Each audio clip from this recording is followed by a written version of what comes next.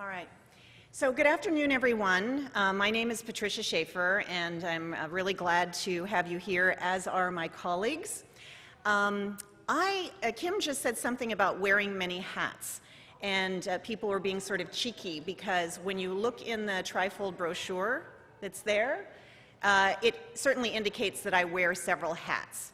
So one of the things I'm going to do to start our session off is to tell you about those hats and how it relates to our session. I am here really first and foremost as the Executive Director of New Gen Peace Builders, which is a program you're going to hear quite a bit about today at the request of Liz Hume, the Vice President of Strategy for the Alliance for Peace Building.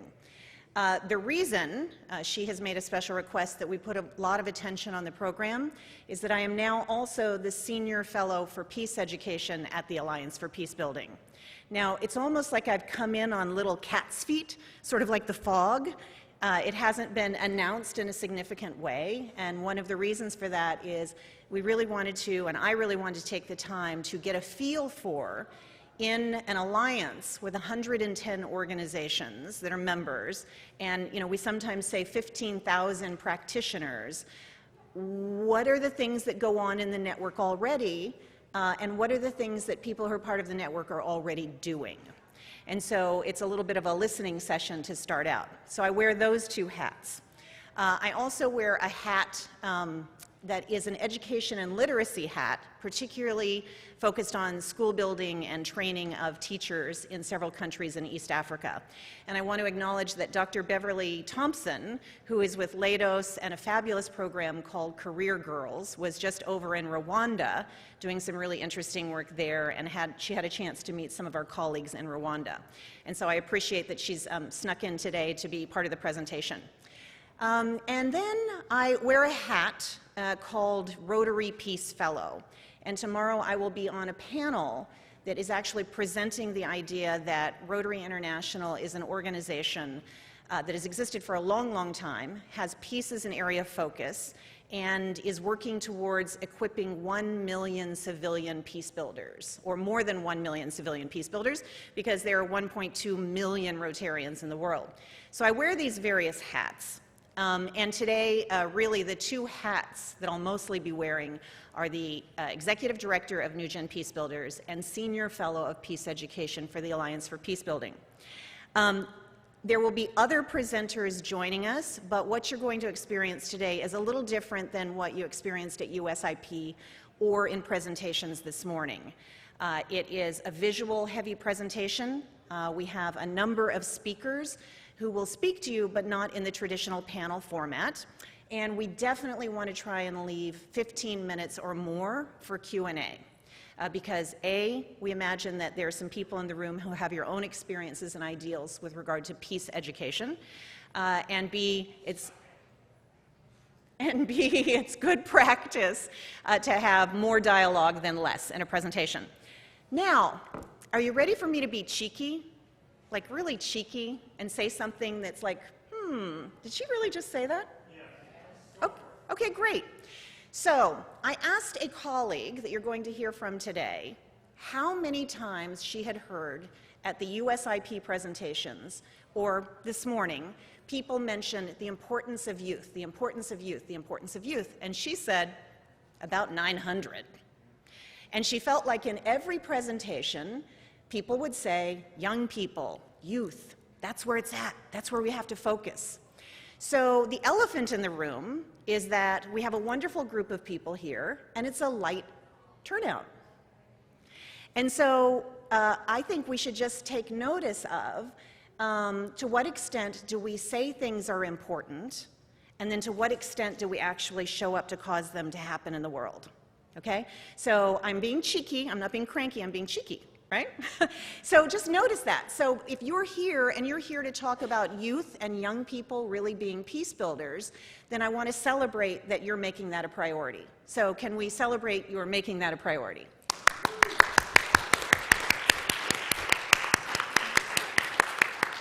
Great. Now, the ironic part of all of this is my own journey with regard to being a stand for young peace builders only really began in about 2013, and it began a little bit under duress because at the time I was just coming out of a Rotary Peace Fellowship, and there were people who kept saying, with all the work you've done in leadership development, in consulting, in organizational change, being a Rotary Peace Fellow and so on, we notice there aren't that many programs available for young people that are peace education, training, and mentoring programs. We notice that there are an estimated 400 programs at the university or graduate level, undergraduate or graduate level, just in the US alone. We notice that there's energy in the field, but we notice that with the potential of young people, there isn't something readily available that has an academic rigor, has a kind of discipline and construct to it, and is or could be available in a globally scalable way. So, gee, why don't we take that on? And at the time, my response was, I don't know.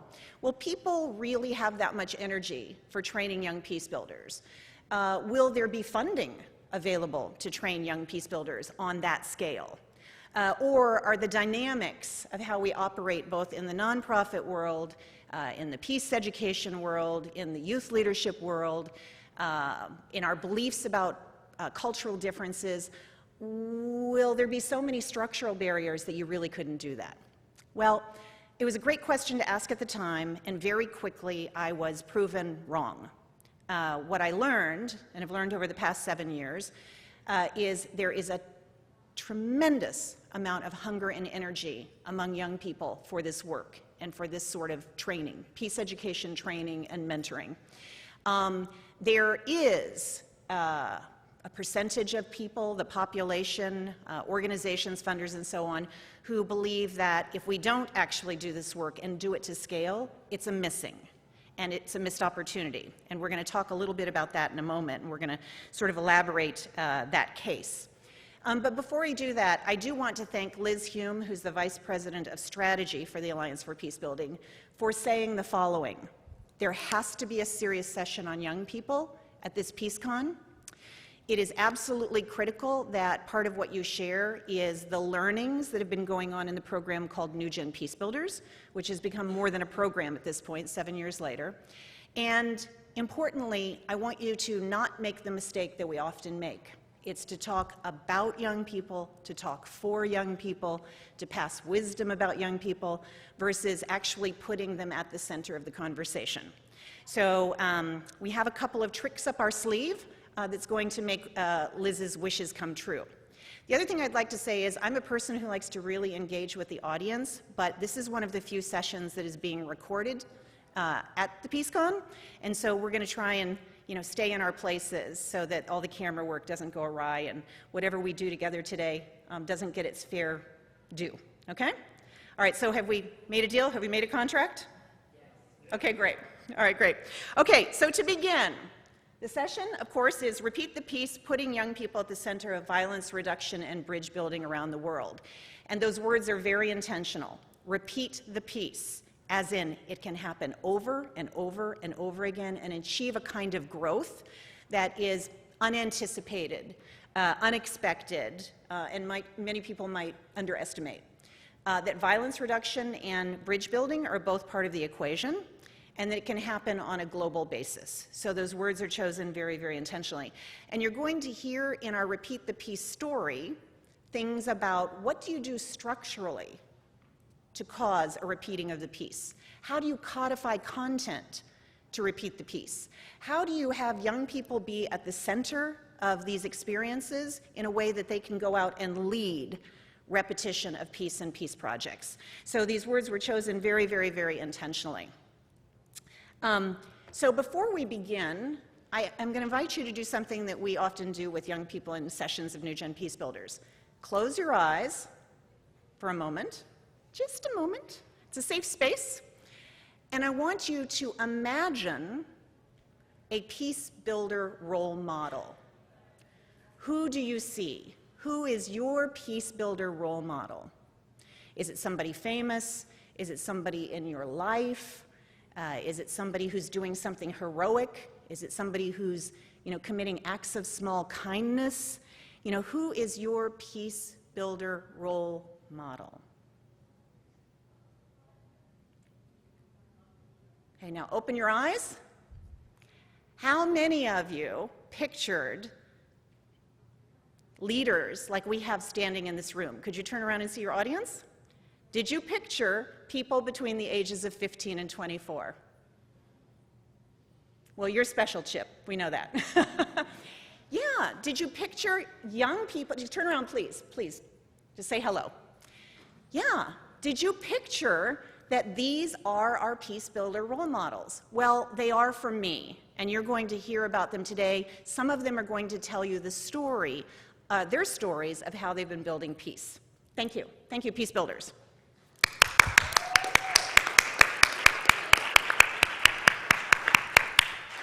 All right. So it's interesting. Over time, we found that, in 7 years, we found that, especially with young people, it used to be they would say Gandhi, Martin Luther King Jr., Mother Teresa, Nelson Mandela. What's been very interesting in 7 years is those names show up on applications to be in a peace-building program, but when you get in a room, they now say Emma Gonzalez. You know, they now say Greta. Exactly. That was a trick question.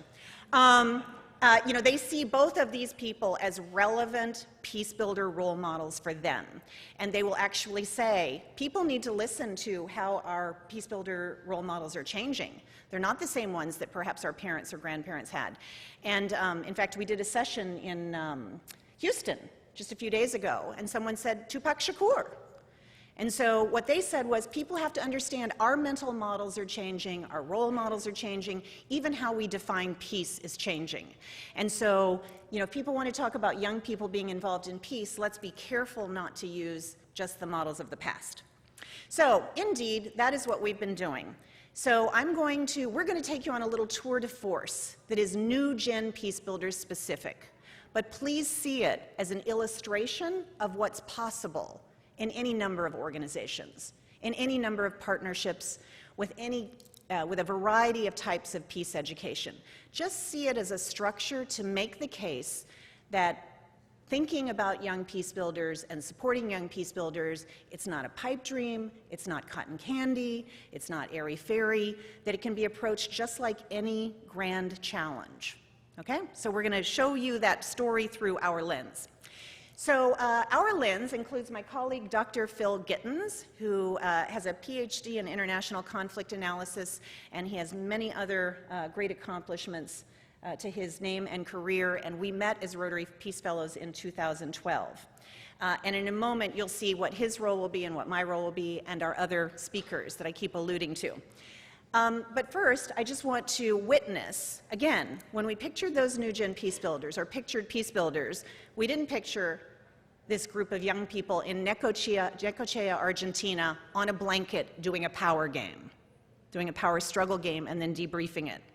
You know, it would be highly unlikely that you would have pictured 200 students from 32 high schools in Houston, Texas, gathered, having gone through an intense peace education training and mentoring experience, and creating 20 peace project ideas for their city to take on.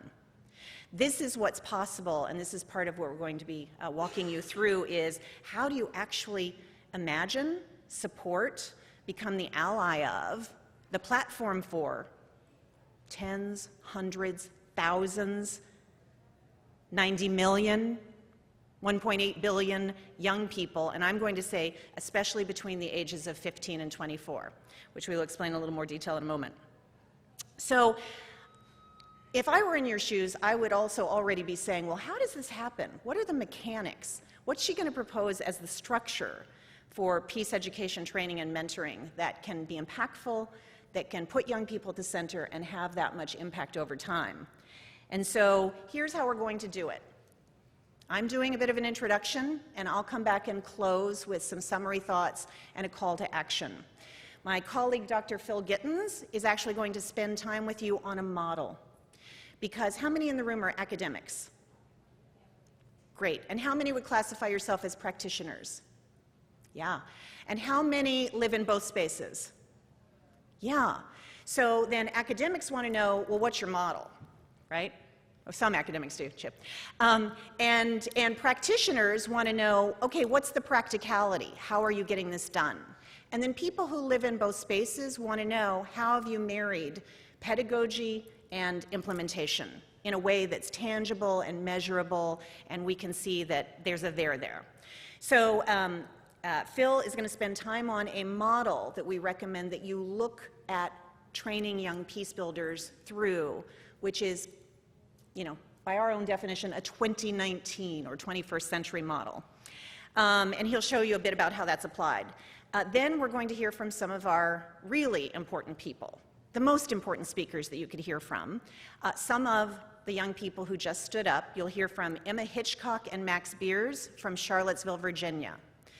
Emma is a sophomore at UVA, and Max Beers is a senior at Monticello High School in Charlottesville. And they're going to give you a lens on how did they become young peace builders in Charlottesville in several different ways. Matt Grady from Charlotte, North Carolina is a senior there. He's going to be a presenter, just like the panelists in the other events and rooms, about his own peace building journey and what he's been accomplishing and how he sees the future. Angela Zong is from Houston, and she will give you the lens on what's a young peace builder from the most diverse city and the third largest city in the United States have to say. And then Jelena Jevtic and Iyad Himdat. Jelena is originally from Serbia. Iyad is originally from Palestine. They have both gone to university in the United States, and they're going to give you a unique lens on what these young peace builders have to say about how do we get equipped, how have we been getting equipped, and how are we going to take it forward.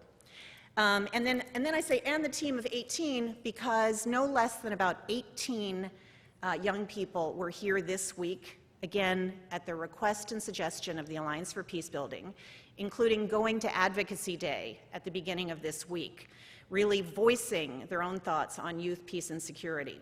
I do want you to know that I've been told this is the first time we've had this many young people at PeaceCon, and certainly the first time we've had this many young people from PeaceCon going to the Hill or making their case. So I want to celebrate the Alliance for Peace Building for that. Okay, so how do we do this? I want to give you the short version. The short version is there are many forms and formats peace education training and mentoring can be presented in. There's a format that we tend to focus on, and we've been honing over the last 7 years. And it's a model that looks like this.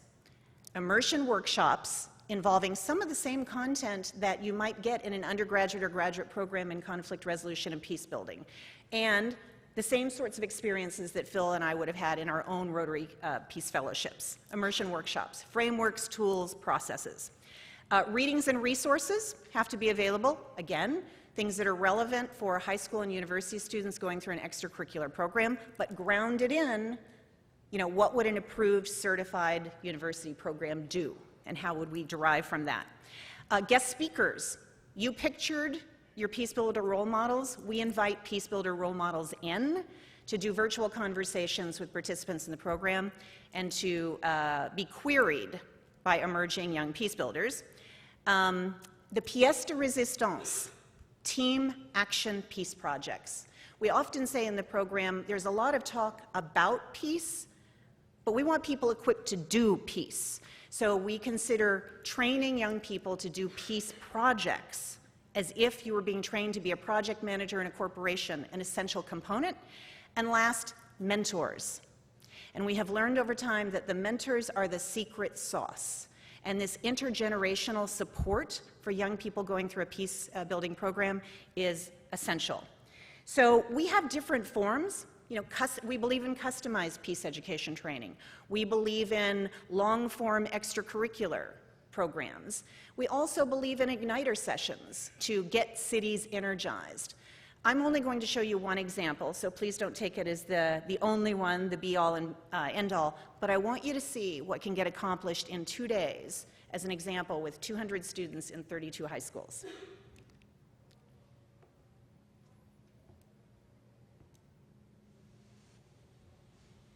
It opened my eyes and changed me for the better. I didn't realize how complex peace really is. I've thought before about how to help build peace. Now I feel I can do something. I've already tried some of the exercises with friends and family and initiated a peace project in our club at school. Will there be more training like this for us and for more students? These are just some of the overwhelmingly positive responses that followed the Turn Empathy into Action Peace Conference and Workshop, hosted February 8th and 9th, 2019. At this event, nearly 200 students from 30-plus high schools across Greater Houston participated. More than 20 Rotarians trained as conversation leaders were part of the experience. Nearly 75% of participants represented Interact, Junior Rotarians, Rotary Youth Exchange, or Rotex.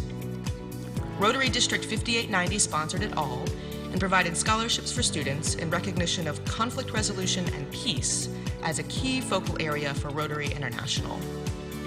And Rotary Peace Fellows Patricia Schaefer and Dr. Phil Gittins from New Gen Peace Builders designed and facilitated. And so, what really happened? Can anything tangible come out of peace building training with young people? Over 2 intensive interactive days, participants journeyed from the heart of peace building to critical thinking and the head of peace building to the hands of peace building, including visualization and definition of 20 peace project ideas that can be incubated by the students, Rotarians, and local community leaders. They practiced empathy and connection through icebreakers and eye contact, distinguished direct, structural, and cultural violence through use of Galtung's Triangle of Violence framework, reviewed case studies of high school and university students who have already worked on team action peace projects in other places, and used hundreds of data points and a concept map exercise to understand drivers of conflict in Greater Houston that are related to 5 key areas: environment pollution, gun violence, homelessness, human trafficking, and intolerance.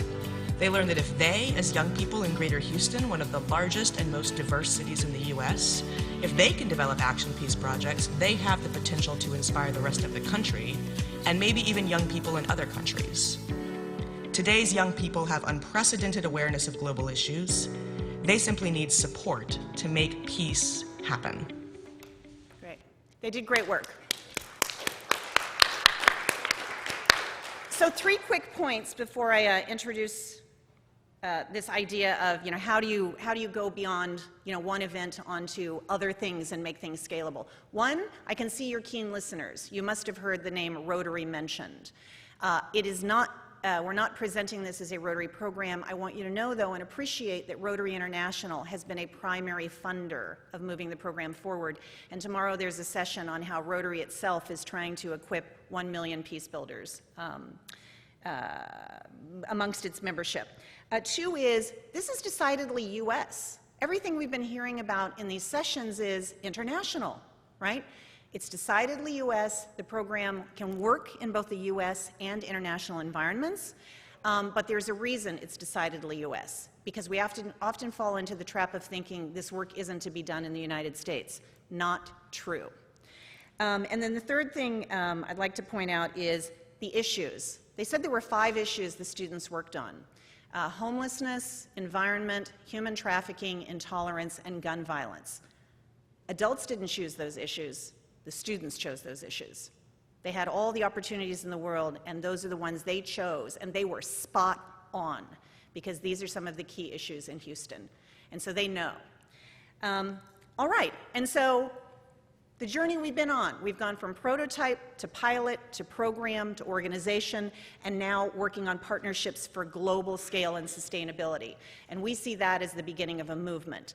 We share this model with you, or this construct with you, because we think any peace education program could take the same journey. And we feel that over the 7 years that we've been working on this, we've proved the case that this is a journey that works. So Phil is going to talk to you about the model in 3 parts.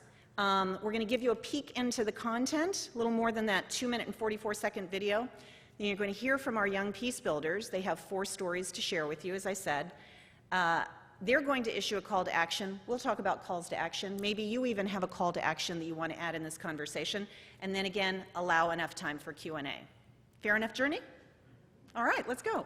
So Phil. Thank you. I think you wanted to say something first, Patricia. Oh.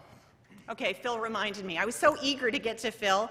Okay, because you'll enjoy his presentation too. The other thing that we would like to say is, we recognize that if you're in this room, you probably don't have built in some of the intentional biases that are so present in our thoughts about young people. So we say youth, young people, right. Well, often the research shows what people really mean is, oh, yeah, because there are youth causing an awful lot of trouble in an awful lot of places. This photo is from Hong Kong, and we get calls about 3 times a week from Hong Kong with people saying families are divided, generations are divided, the youth are leading this unrest, what can we do?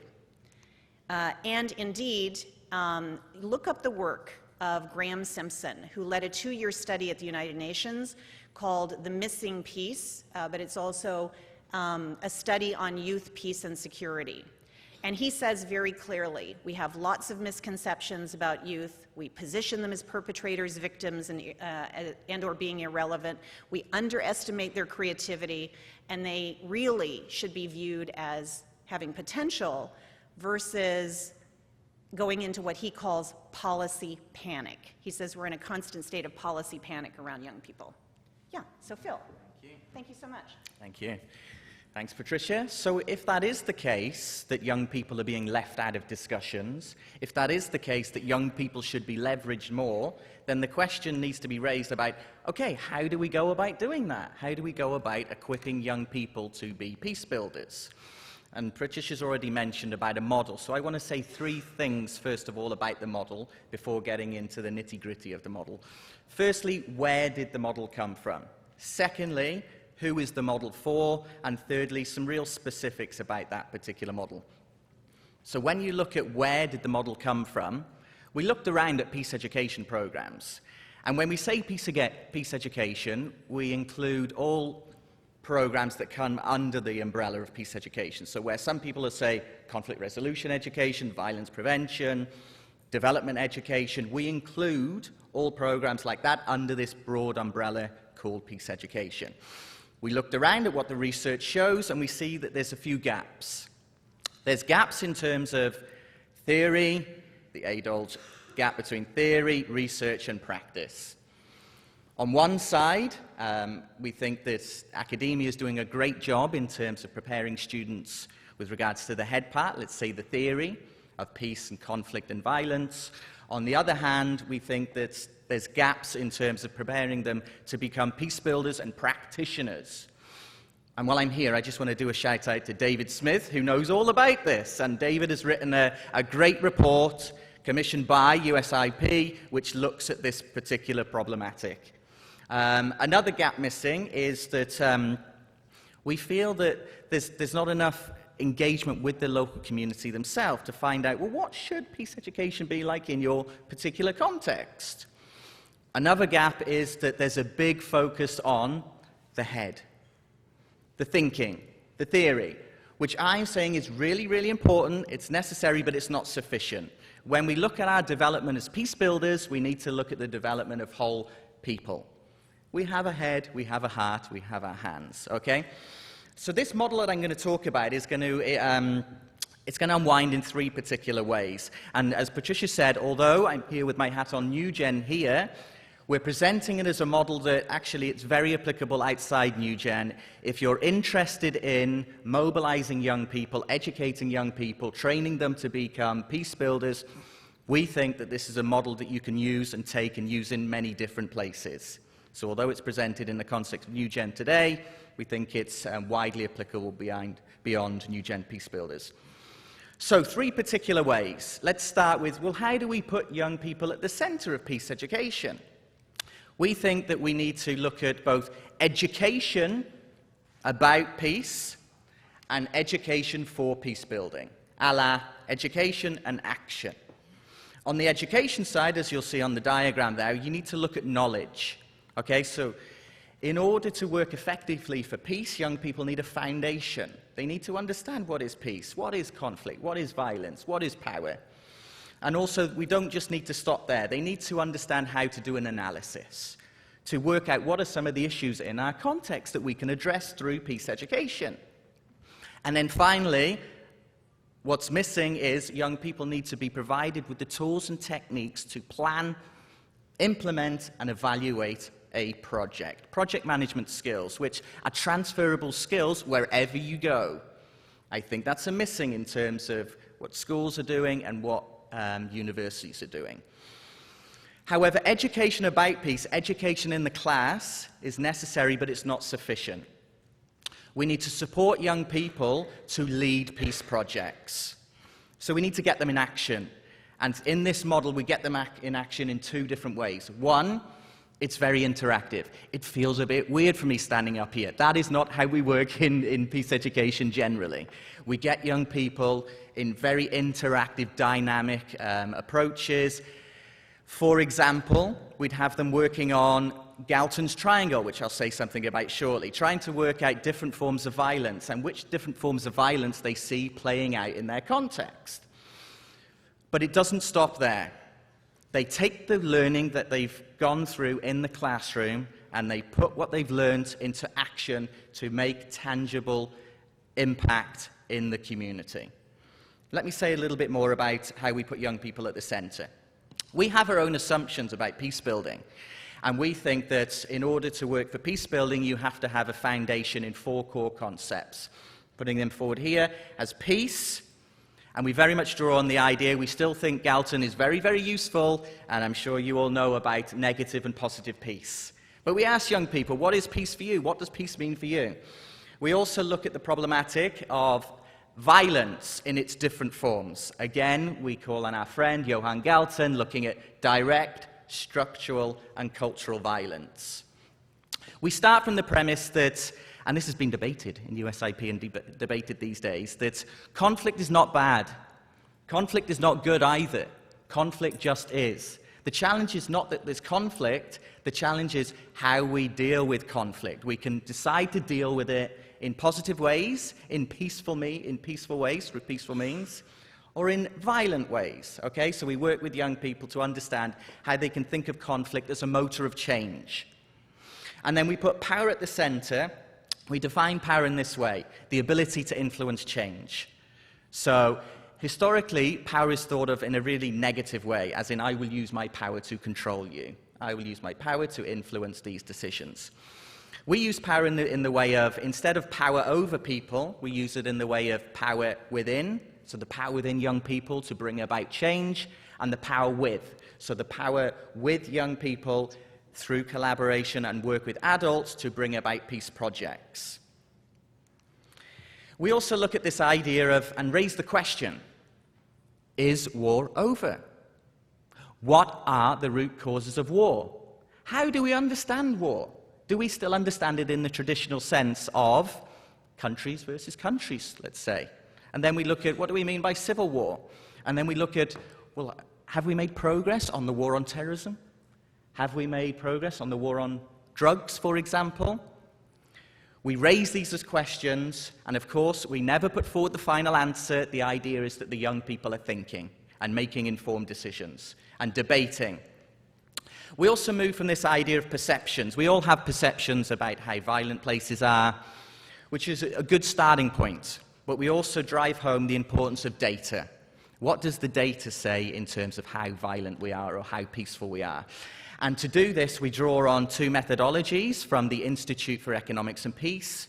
One is the Positive Peace Index, and as you can see here, there's 8 categories, which is basically looked at research around the world and looked at, okay, so when we look at peaceful countries in the positive peace sense, what are these countries doing right? Well, we find that they're doing many things right along the lines of democracy, civil society, human rights, transparency, rule of law, education, gender equality, and political participation. That is one methodology that the young people use to make sense of how positive, for example, is it in the US versus, as you probably guessed, I'm not from the US, in the UK.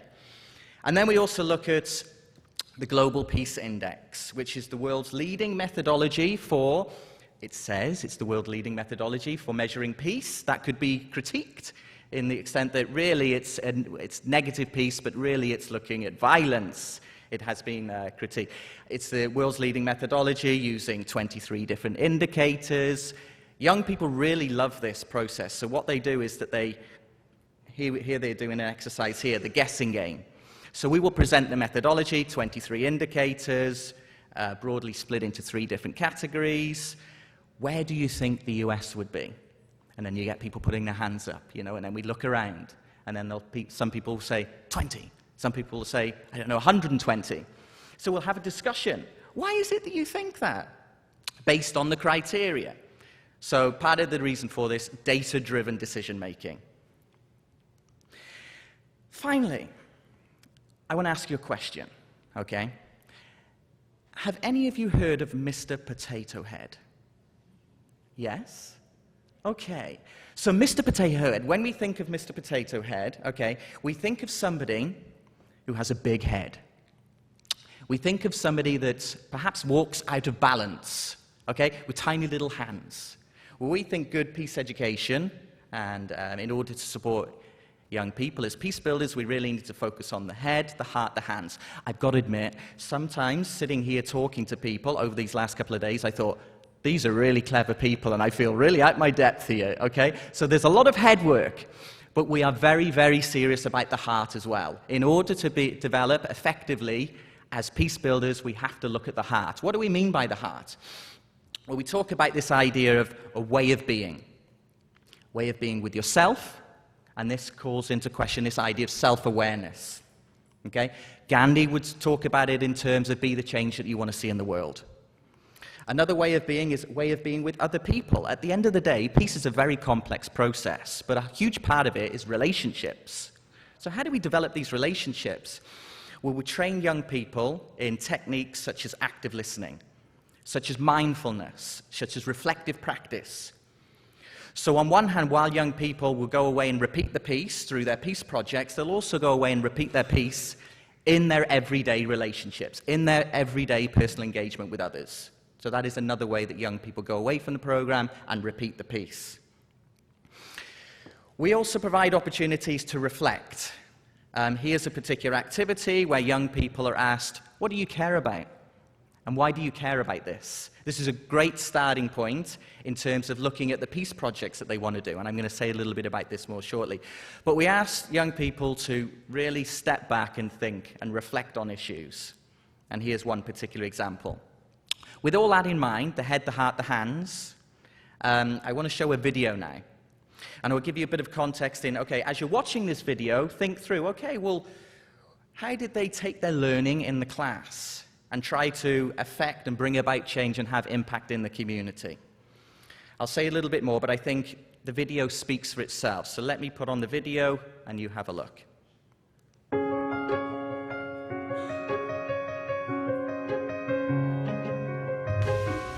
Each year, the Institute for Economics and Peace produces the Global Peace Index, a report based on data collection about the state of peace in the world. The organization has proposed that there is a global peace and equality gap. One reason is the number of refugees and internally displaced people, IDPs, in the world. There is an estimated 60 million refugees or IDPs, the highest level since World War II.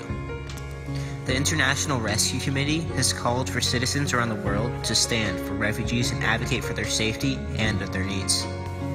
In response, what can any one person, group, or community do?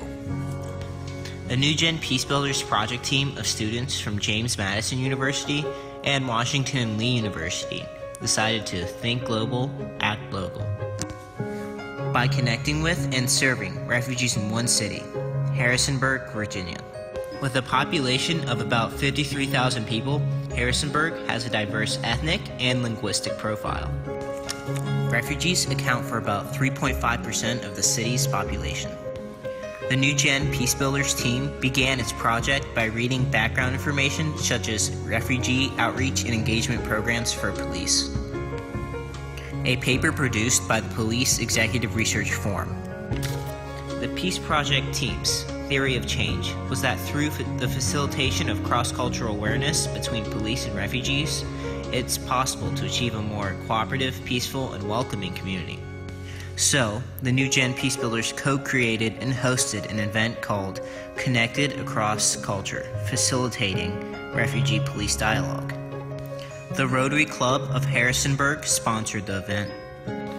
planning unfolded in the spirit of participatory action research, an integration of research and action grounded in community collaboration to understand an issue, reflect, and respond collectively.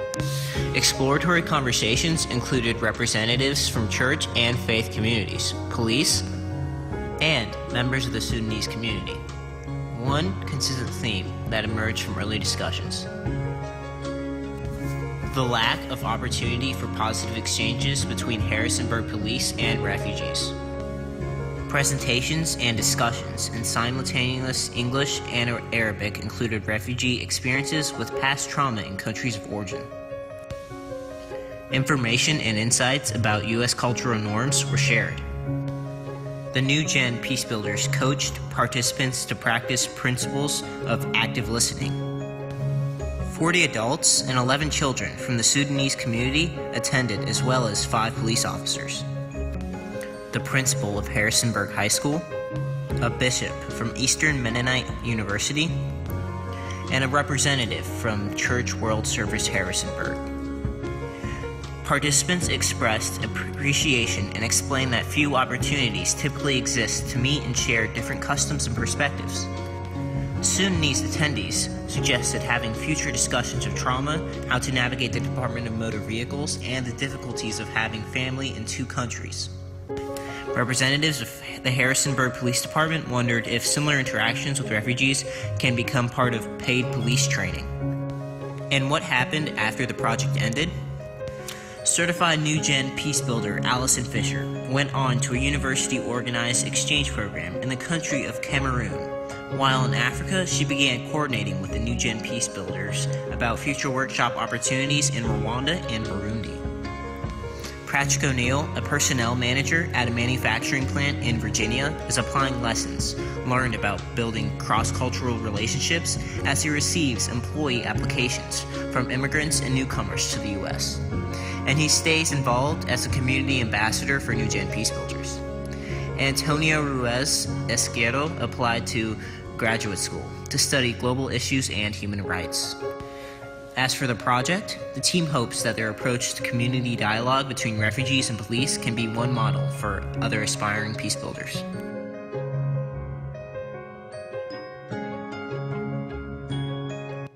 Go New Gen Peace Builders.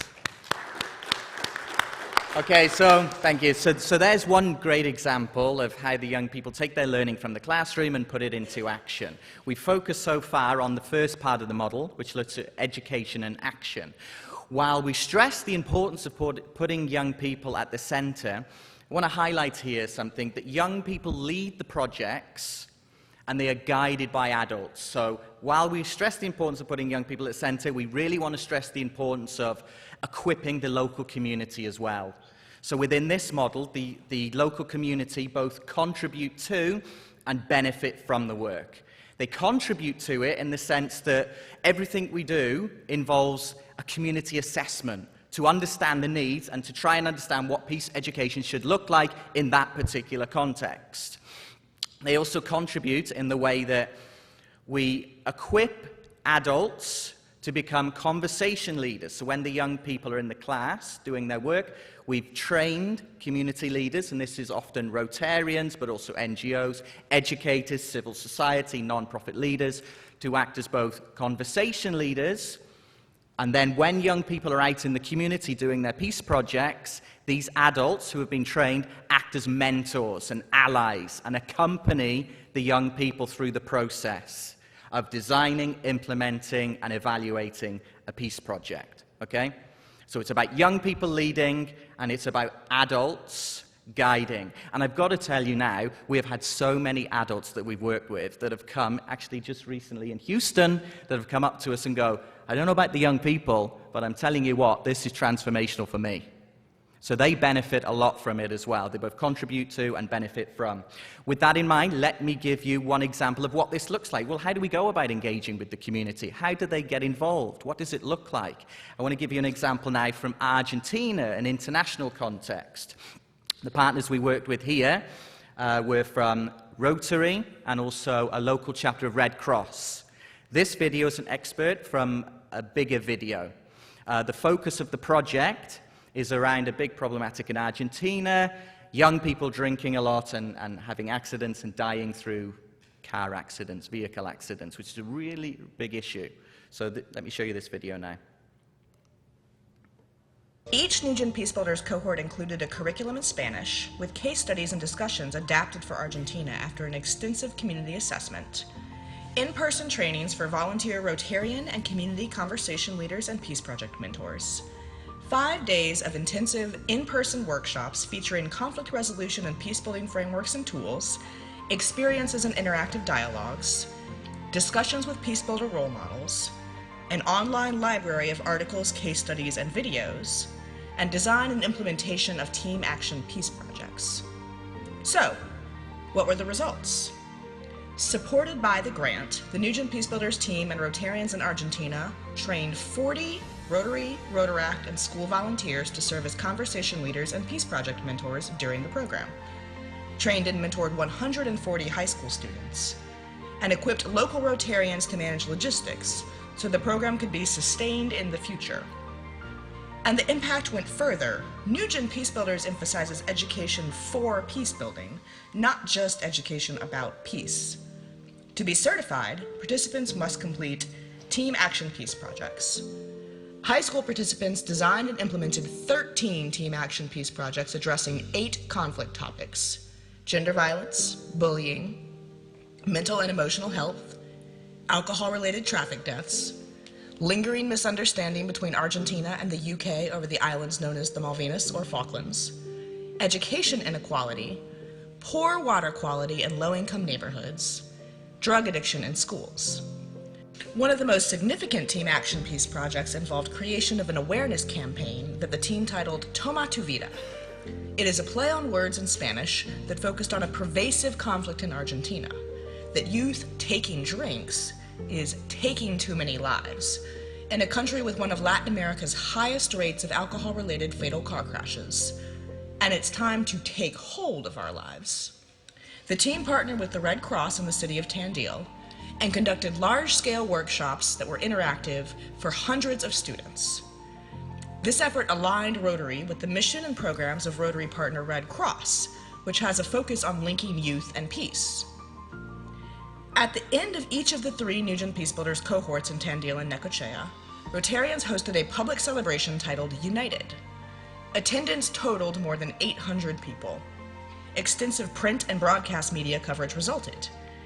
A post-program evaluation resulted in overwhelmingly positive feedback on the actual experience.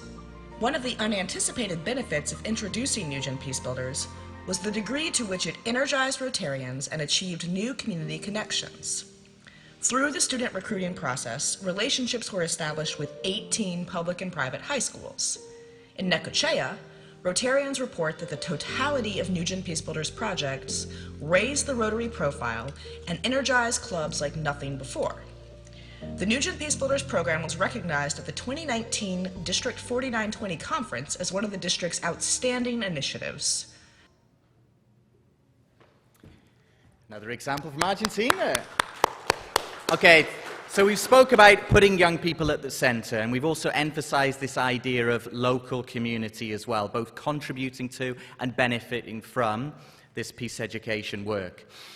To think of scale, okay, we need to go further than the local community, and we need to make this model accessible to both academics, practitioners, donors, policymakers, for them to understand the utility of peace education, the impact, the outcomes of peace education. And along with that comes this idea of evaluation, learning and evaluation, reflecting on what really was the impact in context. So within each New Gen Peace Builders program, we put a heavy emphasis on looking at evaluating both the outcomes for the young people going through the program, also, in some instances, the local community as well, what they got from it, and then thirdly, looking at the impact of the overall projects themselves. In order to go to scale, we really need to focus on the codification of the content, and also we need to focus on this idea of blended learning and technology to reach a much wider audience. So we're saying that In-person workshops is very, very important, and we think about this idea of technology to go to scale. But I really want to highlight this idea of going to scale without losing touch with the needs on the ground. Okay? I often hear the peace-building field getting criticized so much, go to scale, and I'm on the other hand saying, yes, and keep it necessary and aligned with the needs in context. So this idea of hybridization and contextualization is something that very much informs this model. It informs the model in this way. One, we work with the local communities to understand the needs in the context. And we also know, through working with the young people and the local community, that they don't have a problem with international ideas per se. They have an issue with imposition of international ideas from outside. So it's about being in relationship with that local community and contextualizing for their particular needs. In order to go to scale, so far Patricia has already spoke about Rotary, massive partner, and also because of Patricia's relationship with Alliance for Peacebuilding, we see those as two very, very strong platforms in terms of supporting the process of going to scale. So having presented the model, I want to turn it over to Patricia to do a bit of an introduction for our wonderful young people. So you can imagine we're always asked, what is the theory of change? There are really three elements to it. One theory of change is scale. Okay, so if you can actually have a content and a structure that works across boundaries and cultures, then you have something. Backing out of that, a theory of change is when you start doing enough of these projects and you actually engage the community with the examples we've been giving, the community changes. The community becomes more equipped.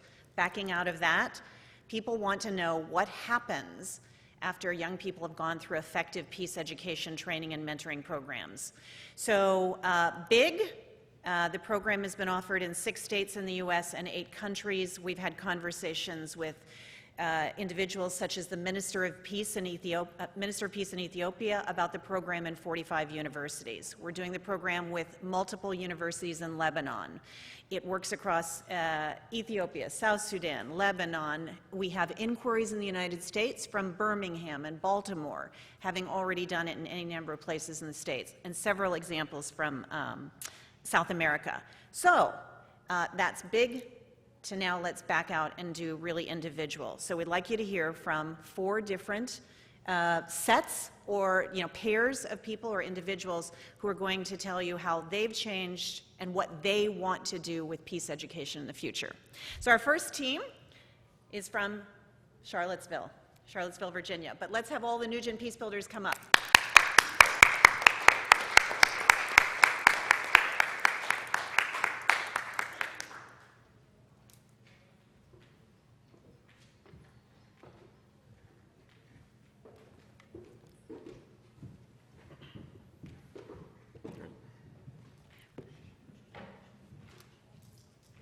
Hello, I'm Max Beers, and I'm a high school senior in Charlottesville, Virginia. Hi, I'm Emma Hitchcock, and I am a second-year student at the University of Virginia. And today, Max and I are going to be talking about peace building on a local level and how that reflects in global peace projects.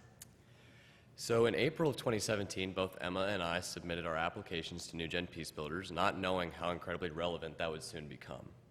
On August 11th and 12th, our city was stormed by white nationalists rallying in response to the impending removal of our Robert E. Lee statue. They were met by counter-protesters, and their clashes left dozens injured and one woman, Heather Heyer, killed. The events stained our reputation nationally, but the biggest effect was there at home. The events on August 11th and 12th spoke to issues of systemic racism in Charlottesville. These issues have historically been pushed to the side. It also brought to attention existing disparities in the community. Charlottesville was forced to face its history head on, and New Gen gave youth a space to do so. Our cohort hit the ground running in the fall of 2017 and focused on issues spanning from the symbolism of the statues to immigration and homelessness in Charlottesville. Emma and I saw a need to address homelessness within Charlottesville because there was a seemingly complete disconnect between the homed and the homeless population. The only interaction that existed between the two populations was on our downtown mall, and all of them resolved around money. There was no room for positive interaction between the two groups, but there was so much potential for there to be. So we saw a concrete issue, it felt tangible, and we just needed to find a way to bridge the gap between them. Along with our amazing partners, Elise Revelado, who's in the audience, Zadie Lacey, and our mentor, Wayne Murphy, we began brainstorming ideas. So Max and I met with the executive director of The Haven, which is the local homeless shelter in Charlottesville, and asked him what we could do. And he said that the biggest issue was the lack of human connection. And so Max and I and the rest of our team began to do research. We found that art therapy was one way to bring people together and a form of human connection in a situation that had low risk. So after finding this research, we saw that art therapy is one of the most powerful ways of dealing with trauma, and trauma is something that the homeless deal with every day. And we partnered with The Haven, the homeless shelter, and its subsidiary program, Pachim, to host weekly art workshops with homeless men and women in the community. At first, navigating power dynamics between our participants and ourselves was difficult, but we found very quickly that just facilitating a conversation between the two groups was far more important than anything we could try and do. Similarly, our plan had originally been to collect all of the art and have an art show to try and bring the two communities together at one coherent event. But what we found was that a majority of the people that participated started making gifts for other people. And the workshop was having an effect on them and ourselves in ways that we hadn't anticipated, and we had to adjust our plans accordingly. Both Zadie and I were approached by teachers later that year, suggesting that we enter in a local social innovation competition in Charlottesville called the Tom Tom Festival. We pitched at this competition, and we found it was a perfect opportunity to publicize what we've been doing and talk to an engaged group of listeners. At the time, we thought it was just going to be a good experience, and we had no implication of winning, but we ended up winning the competition. The prizes included grant money, which of course we put directly back into the foundation, but more importantly, it included mentorship from the University of Virginia's iLab. Now Art for the Heart had a route towards sustainability and notoriety. UVA's Darden School of Business is home to the Innovation Lab.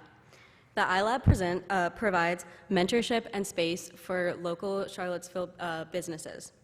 Zadie and I were the youngest in the cohort by about 10 years, which was at first quite intimidating. However, we realized that NewGen had prepared us perfectly. We, by the end of the summer, had legally claimed Art for the Heart as our nonprofit. With Art for the Heart now needing less day-to-day attention, Elise, Emma, Zadie, and I all kind of came to a fork in the road.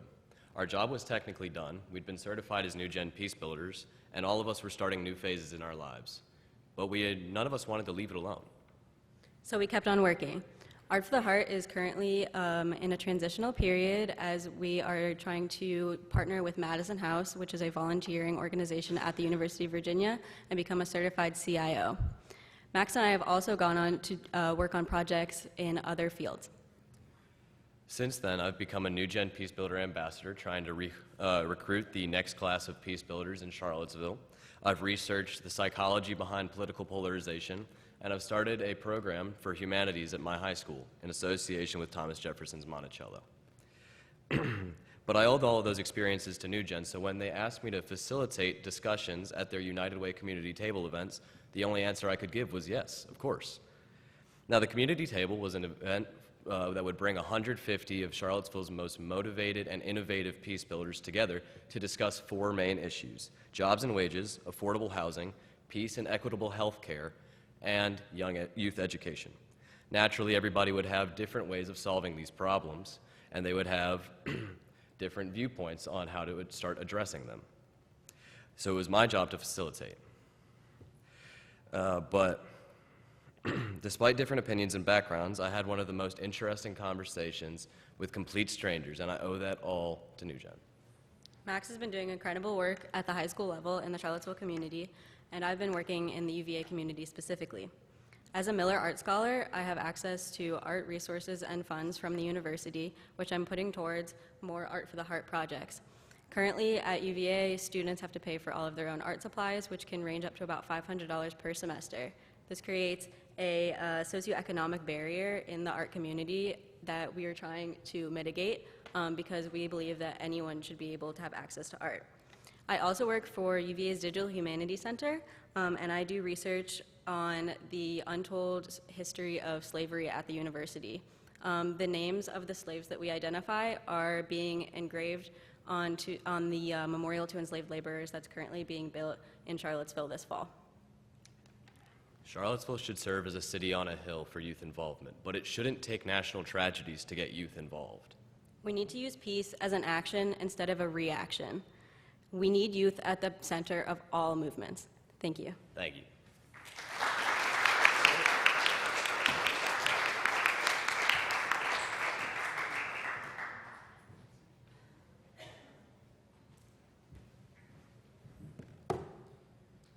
Hi everyone, my name is Matt Grady. I'm from Charlotte, North Carolina. When I joined the New Gen Peace Builders program as a sophomore, I truly had no idea of my path in life. Of course, I knew I had a passion for community service and wanted to make a greater impact, but I had never been given the opportunities, whether in or outside of school, to address the issues I cared the most about. Upon entering the program, I was shocked at the hidden complexities and multiple layers of these ideas I thought I knew. I had never been taught that peace can exist as more than just an absence of violence. No one had ever shown me that conflict can exist in so many different levels of life. New Gen is what illuminated these ideas to me. These ideas that are so critical towards promoting a generation that will not view the status quo as blatantly acceptable. After completing my peace project with New Gen, which focused on advocating for free SAT and ACT prep within Title I and lower funded schools, I continued my mission with this organization and became a New Gen ambassador. With this role, I worked with other New Gen alumni to actively recruit students within my school to join in New Gen's cycle of repeating the peace. Speaking about my own project, I could see the students within my high school craving to make a bigger impact. They had just never been given the opportunities, skills, or experiences in order to do so. Along with the other ambassadors, we were able to encourage these students to join New Gen's next cohort, learn the basics of peace building, and put on a peace project, just as we had done a year prior. This is New Gen's model of repeating the peace. By arming us with an in-depth, multifaceted view of not only just the ideas of peace and conflict, but how to effectively address conflict within our communities, we become experts in peace projects. We become the advocates within our own community that can lead our very own projects in the future. And this is exactly what New Gen empowered me to do this last spring. While I was already planning on coming back as a small group conversation leader, I was lucky enough to be given the opportunity to serve as one of the first high school student mentors of a New Gen cohort, along with Maya Gavia, who's in the audience. Assigned to a group of 5 students focusing on the Venezuelan hunger crisis, I was shocked by their audacity and eagerness to approach this global crisis. By mentoring our group, which came to be known as Voices for Venezuela, and helping them to make their project the best it could be, I was able to reflect on my own time in New Gen. I could very literally see the transformation of the students in my group, what they underwent, similar to my own awakening in New Gen. In actuality, throughout our campaign, we were told that this project would be too big of a feat for such a small group. But through hard work and the grit of my team, Maya and I, we persisted. And in total, we were able to hold a citywide advocacy campaign for the Venezuelan crisis and raise over 800 pounds of food in our first year for Venezuelans. And we've already had offers to continue it this year. By co-mentoring this group, I became entranced with tackling the global issues of our time. I wanted to continue taking the experience I had from New Gen to all of my endeavors. By leveraging my experiences as a peace builder, I was lucky enough to be chosen to serve as an intern for the ECHO Foundation this summer. Every year, in advance of a student dialogue with a world-renowned humanitarian, the ECHO Foundation, a nonprofit in Charlotte, North Carolina, releases an educational curriculum in which teachers can incorporate social justice issues into their everyday classwork. This year's curriculum would focus around the Democratic Republic of the Congo and the work of Dr. Denis Mukwege, 2018 Nobel Peace Prize co-recipient. And I would be able to serve as one of the summer interns creating this curriculum. A large portion of my summer was actually spent researching Dr. Mukwege and the context surrounding his work, but the majority of our curriculum spans a broad array of topics. This includes sexual violence as a tool of war, the ethical dilemma of conservation in the face of conflict minerals, international responses to rape, toxic masculinity, and rape culture. In order to be able to incorporate these resources into the classroom, we also created interactive content, including guided discussions and classroom activities, in the hopes of mobilizing youth within Charlotte and around the globe to become inspired to face these social justice issues. However, what was most illuminating to me last summer was the enhanced value I was able to bring towards this internship because of the skills I learned in New Gen. When analyzing the prevalence of sexual violence in the DRC, I could use concepts like Galtung's triangle and positive versus negative peace to show students through our curriculum that this isn't just a baseless problem, it has a solution. By setting me up with these skills, I've been able to work towards creating my own cycle of repeating the peace. Whether it's through Voices for Venezuela, the ECHO Foundation, or any other project, I've tried my very best to continue the work I did and create a community of young people working towards addressing the issues. And it's inspired me to dedicate my life to this work. That's why I want to major in international relations and learn how to use diplomacy and conflict resolution on a global scale. By equipping me with those peace-building skills as a sophomore, New Gen has been able to completely alter my own inspiration and drive for the future. And this isn't just a story about me.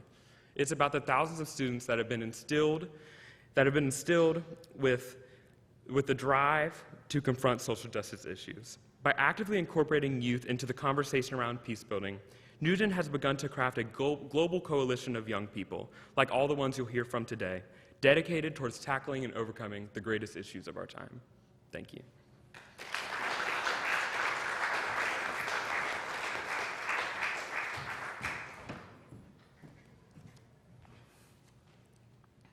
Hi everyone, I'm Angela Zong. I'm 16 years old and I'm the Interact District Governor for District 5890. Many of you have now heard of Rotary International, but may not be as familiar with Interact. Well, we're the middle and high school branches of the organization. For my specific district, there are over 750 students who are currently active and approximately 91 clubs under my jurisdiction. I am fortunate to call this place my home, Houston, Texas. I was born in a small city on the outskirts of Phoenix called Tucson, with a population of less than 500,000. That's a very stark contrast from the 7 million in the greater metro area of Houston, the third largest city in the United States. The opportunities my family and I have seen in this ever-growing hub of technology, energy, and the medical industry are truly unparalleled because Houston is undeniably an economic powerhouse. My state also hosts 3 out of 10 of the largest growing economies in the nation. But unfortunately, with such amazing opportunities also comes significant disparities. Human trafficking, often of gender minorities or minors like myself, is prevalent in my hometown due to the relatively close positioning to ports, I-10, and the border. Additionally, seeing the 5% homelessness rate every time I take public transportation is significantly different than hearing about it. Gun violence has afflicted my community over and over and over again. Schools have been shut down because people are told not to leave their houses when an unregulated chemical fire spreads things like benzene and particulates into the atmosphere. But perhaps most suffocating of all is the intolerance that is bred by severe gentrification and segregation of my neighborhood. Time and time again, after tragedies like Hurricane Harvey or the recent tropical storm Imelda, the community has come together and united as one because of institutions like ISH or the Gandhi Center. But most importantly for me, this past February, I had the privilege of attending the Peace Conference for Conflict Resolution with 200 other high school students. These were all on full scholarship due to the generosity of my Rotary District. I hope, and I think I can, speak for a large majority of attendees that many of the presenters you see here, like Dr. Phil Gittins or Patricia Schaefer, and many more, educated me and my peers about things that our school curriculum often leaves unaddressed. They taught me to look into other people's eyes and see the struggles that they have overcome to be where they are today. They taught me about how violence is not just the traditional notions of war or conflict. Violence is the anxiety that parents face when their children's futures are at stake because they cannot afford to send them to school. Violence is the stress of not knowing where your next meal is coming from. But with this devastating knowledge came something more. It comes solidarity, perseverance, and the promise of a better future. In 2 fleeting days, I have come to interact with hundreds of people of varying backgrounds who came together to use their head, heart, and hands to do something greater than all of us. a peace project that spans the difficult topics that we mentioned earlier, from human trafficking to gun violence. These concepts are only the tip of the iceberg. These are all vehicles for us to use when we return to our communities and create our own projects so that we too can be a piece of the peace. But I am proud to say that we will never be satisfied until these social issues are eradicated. We should not stop until we find pragmatic solutions that address the people in need. This past weekend, NewGen implemented the first of a 12-week series of conferences culminating in a semester-long peace projects, so students can cross the gap from speaking about issues to actually implementing them. Additionally, of course, we did not stop there. We are currently in the process of creating a Peace Builder Club, a certification for Interact Clubs consisting of an online learning curriculum and an annual peace project, all directed by the students, as well as the Sugar Grove Academy, where we aim to charter an Interact Club and a year-long program to certify over 850 students and 50 teachers. Students are often told that we are the next generation, and obviously you know of some of them who have been advocating for change, names like Greta Thunberg or Emma Gonzalez, Malala Yousafzai.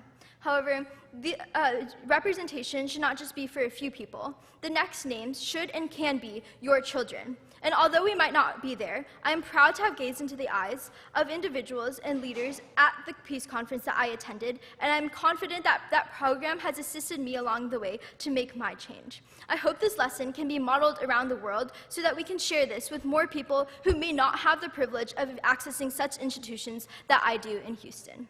Thank you.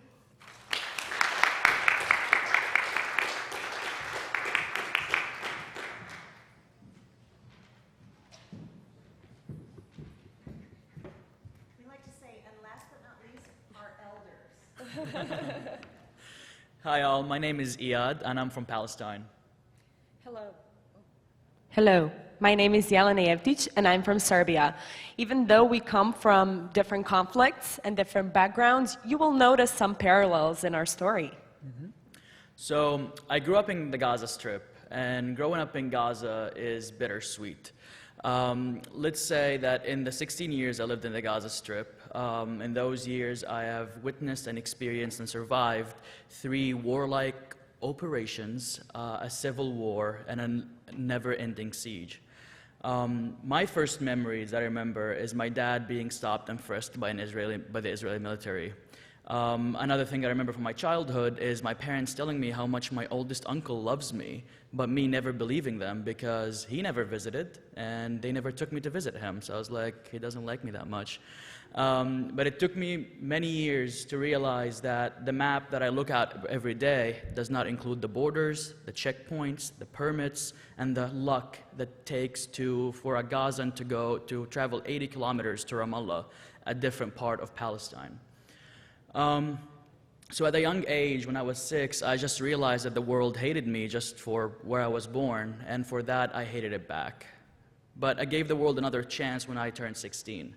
I was accepted in the Kennedy Logar Youth Exchange and Study Program, or YES program, which is a US state-funded program that brings students from Muslim-majority countries to the US for 1 academic year in high school. So I was able to study my junior year of high school in Westerville, Ohio. And during that year, I was able to develop many skills in dialogue, debate, and leadership. While returning to Gaza, I enjoyed the help of the big network of YES alumni in Gaza, in which we also helped reach these skills, have them reach to other population, and creating a whole new community of young leaders in the Gaza Strip. Growing up in Serbia after the bloody Yugoslav civil war was certainly not easy, but it did have some rewards.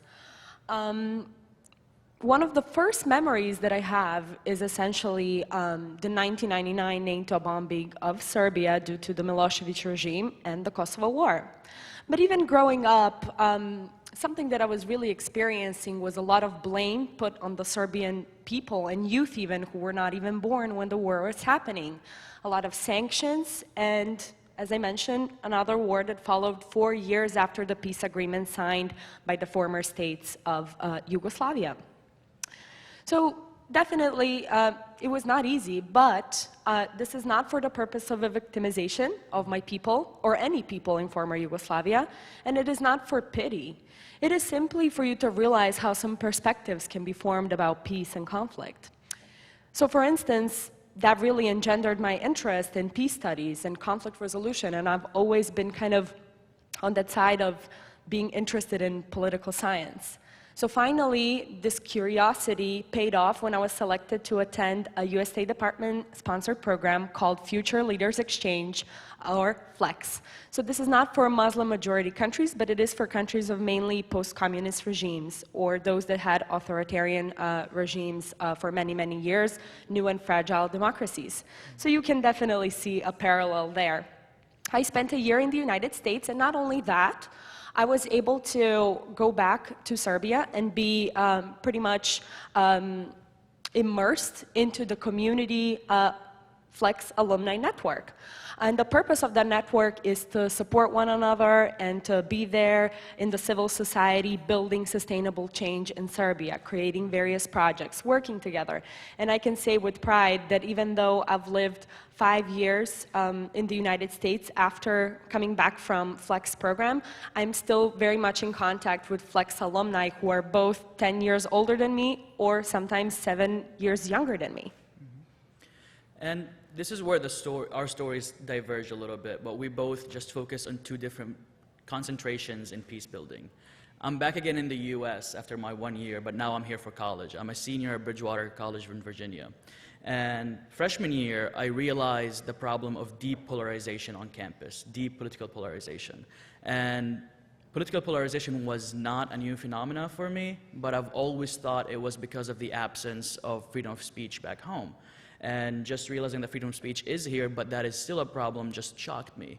And that shock turned into me being intrigued to know more about political polarization and maybe tackling that. And that's where New Gen comes in. In New Gen last year, I've learned a lot of peace building tactics, a lot of peace building, like master degree level of peace building ideas that I've merged with the skills that I've developed in the States my first time. And I started a structured dialogue in our school, my school in Bridgewater, that helped young Democrats and young Republicans to come together and now doing events together at all times in our college. And then I was like, wait a minute, so I'm part of this alumni network back home, and political polarization is a problem back home. Why can't I use that and use that peace building to go back home to Gaza and do it? And then I thought about it a little bit, and I was like, but the YES alumni network is more than 12,000 students in 36 countries. And this is the bridge that we're trying to build. This is us building the bridge of peace building from the States to 12,000 students in 36 countries. While Iyad's peace-building focus was to bring the peace project he did through the New Gen Peace Builders program to Palestine, my focus was to actually bring the entire program to Serbia. When I had the opportunity to participate in New Gen Peace Builders University program just 1 year before Iyad, within the first 5 minutes of the program, I was very interested to bring the program back to Serbia and the countries of the Western Balkans. And that is not because there have never been peace building or peace efforts in former Yugoslavia. Of course, there were these efforts, but the accent is on the word were.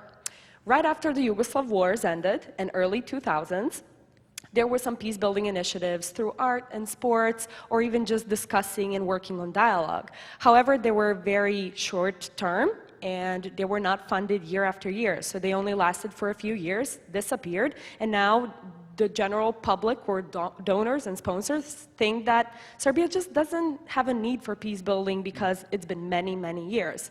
However, that is not the case because these countries are still working on reconciliation as well as economic development. So I was very fortunate when it happened that the New Gen Peace Builders team wanted to support me to actually bring this program to Serbia. So, you know, being young and naive, a couple of years ago, I thought, great, we'll just translate all the documents and take it to Serbia, and the students will get the education that I got. However, that was obviously not the case. As Dr. Gittins mentioned in the beginning, you really need to know the community before you actually do peace with them. You really need to know what their needs are. So I was sent for 3 months to my home country as a researcher to really interview about 50 people of different ages, geographical locations, from different industries, just to see their perspective on the needs of peace education, if it's even needed in the Western Balkans and the former Yugoslav states. And the results were really shocking. What we've come across is that the word peace in former Yugoslavia actually has a negative connotation. Using it means that, oh, but we don't have war anymore, so yeah, we have peace, so why would we need peace building? And that's some of the older generations who have been through Yugoslavia and have been through the wars. That's how they observe the situation. However, when it comes to youth, they very much feel like people never reconcile, they never want to talk about these issues that happen, and they very much need peace building. So that was very interesting to see these different mentalities. So as I was thinking after the outcome of the research, how can we bring this program to Serbian youth? Where should we start in the Balkans, really? Should we just start in Serbia because I'm Serbian? Should we go to where the conflict is obvious, such as Kosovo or Bosnia and Herzegovina? And it kind of dawned on us when I had the opportunity to serve as a mentor for Flex and Yes alumni in Serbia, coming from Kosovo, Albania, Serbia, Bosnia and Herzegovina, Montenegro, and North Macedonia. About 80 students who are high school age came to Serbia, and I served as their mentor in facilitation, training, and team building. Thanks to that, I realized, wow, what if we use these sustainable networks that have existed for years and years in these countries? What if we use that and my personal partnership with them to make peace sustainable? And something that I learned in New Gen Peace Builders is that peace needs to be built and peace needs to be sustainable. So now think about it. There's this network of Flex and Yes alumni who have been exposed to different cultures, such as the US. They have gone on back to their countries to conduct projects and be connected pretty much forever, and they vary in ages. So that essentially means that peace can be built, yes. That also means that peace can be sustainable because this program is funded each year. And that also means that some Flex alumni can be trained to be facilitators of peace-building activities, and they can also be going through the peace-building programs. So that is exactly what happened, and that is exactly what came to our mind. And now that I observe peace-building through this New Gen Peace Builders lens, and now that I work for them full-time, this is exactly how I intend to bring peace to Serbia. Thank you.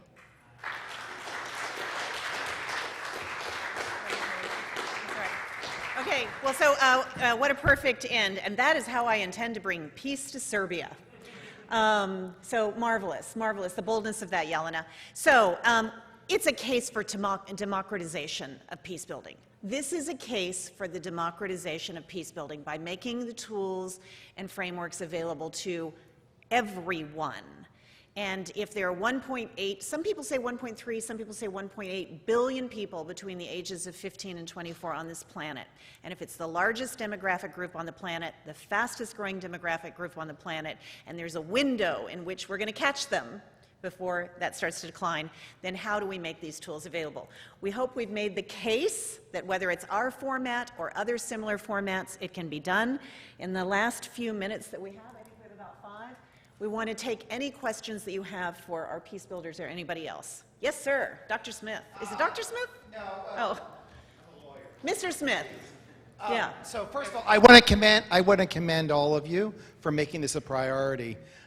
It is interesting that our generations can work together. I was struck by Greta Thunberg at the United Nations, who says, "How dare you?" And I do appreciate the frustration she had with our generation and passing on to her generation. But I think in the peace-building community, those of us who can work together and making a better world, I think that that's just wonderful. I want to commend particularly the two who are on Flex. And yes, I'm on the board of the National Capital Area chapter of the Fulbright Association. So I'm a Fulbrighter. So you're basically junior Fulbrighters. And and a lot of Fulbrighters are here. So this idea of this connection across the the divide through exchange, I think, is so vital. Exchange is such an important part of what you do, and I want to connect up with you and maybe bring you to one of our meetings if you're in the DC area. The question I have is really more broadly, because I work a lot with community college populations, and I work with college, university, and I work with high school populations. So when you're saying 18 to 24, that's not this age group necessarily. Where are you going next? And particularly looking at half of American college students are in community colleges today. That's the most diverse institutions in America. Where would you ever be going into that area? Yeah, well, two quick answers. So we really do distinguish high school and university. We find that the university format embraces the program robustly outside the United States.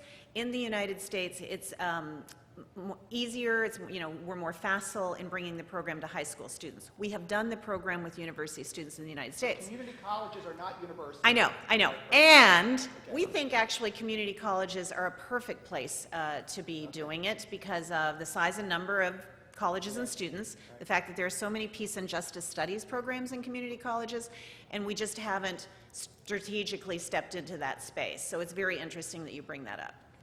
And we would love your guidance on it Yeah, as well, David. exactly. How to guide us. All right, we'll talk. All right. Yes. And thank you for your enthusiasm. Thank you. Oh, sorry, I love this. My name is Ryan Ubuntu Olson, and I work for Palladium. It's an international development firm, and I have the privilege of working with a bunch of young people in Malawi where we do a health advocacy training. And I'm really focused in my work on the systemic nature of a lot of these issues, and I'm just curious how the program kind of feeds into the fact that so many youth are unemployed, that we have a population that's booming in all these countries, that youth are being left behind, and so how is it that this program on that goes from the individual or the small community all the way up to the societal level? Yes, well, it's a great question, and you're also asking whether you meant to or not, a cross-cultural question, right? So we just are doing the program in South Sudan, and we have done it, we've launched it initially, we have a whole rollout program in the next year, and it was very interesting. This young man in the yellow shirt is, he says 15, I think he's 14. And it was fascinating because the structure works, the concepts work, the tools translate, the issues are different. So they said, what are the issues after we took them through the process they care about? They said tribal and ethnic conflict. They did say political insecurity, which I didn't quite put in this list. They said gender violence and sexual assault, and the desire for a democratic environment, but the fear that you will be targeted if you choose to say so and begin to speak freely. And so the issues we will work on with them are these. Now, fascinating, 70% of the population in South Sudan is under 30, 80% of the population in Ethiopia is under 30, and they say two things. We are the lucky groups who are educated. You give us these tools, we will become the next wave. Let us be the next wave. We want to set a different path and tone. And so I hope that answers your question. Malawi applies too. So. Hi, my name is Mina. I'm with the Alliance for Peace Building. So we are trying to push something called the Youth Peace and Security Act. Congresswoman Meng is going to be introducing it in November. Basically what this act is going to do is it's going to basically justify the UN Security Council Resolution 2250, which is all about youth peace and security, and it would fund USAID and state to pursue more peace-building program focused on youth. So my question to you all is, what do you think the international peace-building community needs to do to support young people just like you to get more involved and stay involved?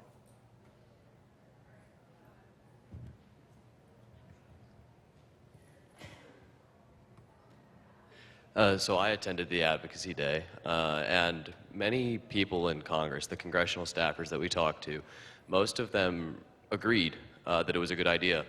And I think that as far as international community goes, I mean, a lot of what I've been saying about New Gen is that we're incredibly fortunate to have mentors who recognize they are there to mentor, without sounding crass. I think that when you ask youth for their input, you have to listen and let them implement that input. When you are asking them for the sake of, hey, look, we asked the youth and this is what they said, that's not going to get anything done. You have to let them you have to let them put their plans into action. I think there was a hand over here first. And I know you've been holding your hand up too, so these two. And then Ship. Hi, my name is Rindal and I work at FHI 360. So when you talked at the beginning about repeating the piece, from what I understood, there seems to be two elements to that. One is kind of building those skills that will allow you to kind of practice peace on a day-to-day basis in all your interactions. And then the second piece seems to be the partnerships that you build to be able to kind of replicate this process over and over. So I would like to hear from you about kind of how the model and the workshop supports those two pieces and enables them to be able, especially to build those partnerships, but also from you all about how easy or challenging was it for you to actually repeat that piece or keep on doing this type of work after the program ended. Great. So quickly, so you did pick up on the signals. It's codifying content in a way that can be hybridized or is flexible. It's having case studies and role models to demonstrate. We use something called #RiceForLife as a case study. It was done in the US. We use it in Argentina, and everybody in Argentina says, that applies to us. And then the third is really kind of the secret weapon, which we didn't even really talk about, technology. So you cannot think about scalability in a program like this without starting to use learning management systems that make it easy to get content to facilitators, easy to onboard facilitators, easy to show the case studies and role models. So we think that's the next wave. And we're already talking to learning management companies about how to do that with peace education. Your question here was?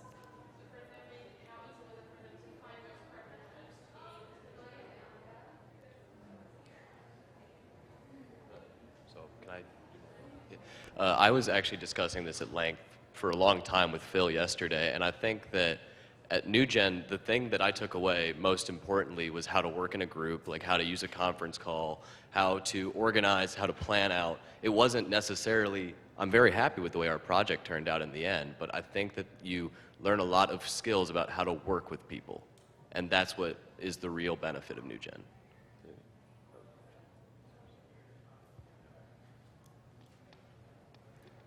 I think in general it becomes very easy to find partners once the project works and once people see results happening. Like I know from my experience, once we had younger Democrats and Republicans in the same event, in the same venue, the school was like, can we put this in the freshman curriculum? So it just like once there's success, people notice that it was needed. Then it becomes just very, very easy to find partnerships, I think. Can I just say two quick things? I know that we're out of time. I know you've got lots of good questions. We want to be here for questions, so we want to respect your time. A second thing just to come in there as well about this idea of partnerships. A principle that really informs the work that the young people do on their peace projects is this idea of nothing about us without us. They do a project with the community, not about or for them. So it starts off right from the get-go of going out to the community and doing a project with them. And then again, that reinforces this idea of local ownership, of local buy-in, local agency, which the peace building field is always critiqued about. You know, we're not working with the locals enough. So I know people have come over and said, you're out of time. Right. So we want to be respectful of your time, and please come and ask us if you have questions. For new friendships, new relationships, new questions, we'll all be around for the next day and a half. Please come see us. Thank you so much.